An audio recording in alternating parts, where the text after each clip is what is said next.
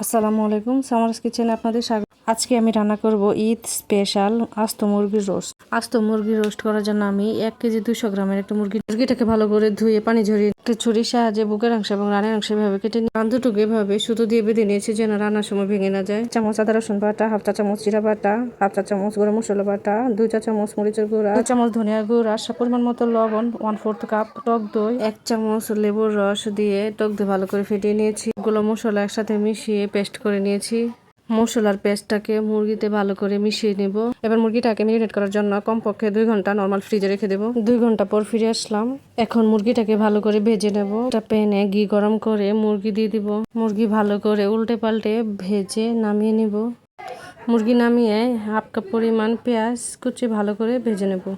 পেঁয়াজ ভাজা হয়ে এলে 1 কাপ পরিমাণ পেঁয়াজ বাটা, 2 টেবিল চা চামচ রসুন বাটা দিয়ে ভালো করে নাড়াচাড়া করে নেব।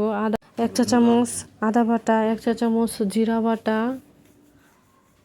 হাফ চা চামচ গরম মশলা বাটা, 1 টেবিল চা চামচ পরিমাণ টমেটো সস, 2 চা চামচ মরিচের গুঁড়া, 2 চা চামচ ধনিয়ার গুঁড়া, পরিমাণ মতো লবণ, হাফ চা চামচ পরিমাণ লেবুর রস, 7-8 এলাচি, কয়েক টুকরো দারচিনি, 2টা তেজপাতা চিড়ে ভালো দিয়ে দিব।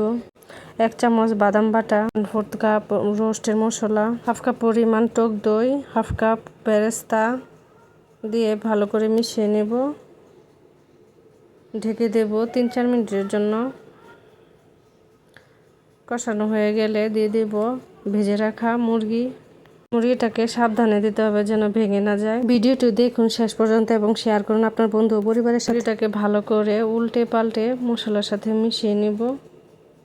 ঢেকে দেব 10 মিনিটের জন্য। 10 মিনিট পর ফিরে আসলাম। মুরগি ভালো করে কষানো হয়ে গেছে। এখন দিয়ে দিব হাফ কাপ পরিমাণ পানি দিয়ে ভালো করে মিশিয়ে ঢেকে দেব আরও 10 মিনিটের জন্য। ভিডিওটি ভালো লাগলে লাইক, কমেন্ট ও সাবস্ক্রাইব করতে ভুলবেন না। নতুন নতুন রেসিপি পেতে বেল আইকনটি চাপুন। 10 মিনিট পর ফিরে আসলাম। মুরগি সিদ্ধ হয়ে গেছে। এখন উল্টে পাল্টে নিব আরও 3-4 মিনিট। ঝোল মাখো মাখো হয়ে আসলে নামিয়ে নিব। এই তো তৈরি হয়ে গেছে আমার আস্ত মুরগির রোস্ট। আজকের মতো এখানে বিদায় নিচ্ছি। আসসালামু আলাইকুম।